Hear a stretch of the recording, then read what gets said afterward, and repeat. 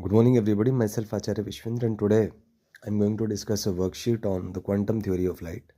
So let's begin with the worksheet. So here is the worksheet on quantum theory of light. So the first question is energy of photon is, so energy of photon is E is equal to h into nu. Next is momentum of photon is, so momentum of photon is E by c, which is h nu by c. Next is we are being given E versus frequency graph. So we have seen that E is proportional to nu. So graph will be a straight line and tan theta will be E by nu or h, which will be constant. Next is PE graph. So as you can see from over here that P is proportional to E. So PE graph will also be a straight line and tan theta will be P by E, which is 1 by C. Next is P versus frequency graph. So we can see that P is equals to E by C, which is h nu by C. So tan theta will be h by C over here and the graph will be a straight line.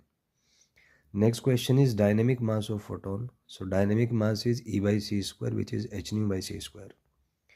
Next is M versus E graph. So that will be a straight line and tan theta will be 1 by C square. Next is M versus nu graph, which is tan theta is equal to M by nu, which is h by C square.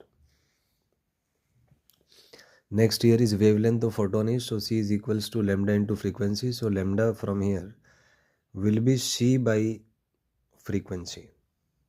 Next is speed of photon is, so all photons travels with the speed of c in vacuum. We assume that here the medium is vacuum. Next is rest mass of photon is, so rest mass of photon is 0. Next question is relation between speed, wavelength and frequency of photon. So it is V is equal to lambda into frequency. Here we have assumed that medium is some other medium than vacuum. So we replace C by V over here. Next is C versus frequency graph. So C is constant, so graph will be like this. Next, nu versus C graph, C is constant, so graph will be like this. Next question is nu versus lambda graph. So nu is inversely proportional to lambda, so graph will be a rectangular hyperbola. Like we can say that C is equal to lambda into nu. So the product of lambda and nu is constant, so we can say that nu is proportional to 1 by lambda. So the graph here will be rectangular hyperbola. Then if we draw a graph between nu and 1 by lambda, it will be a straight line. Next question is, a photon has wavelength 5000 angstrom in vacuum.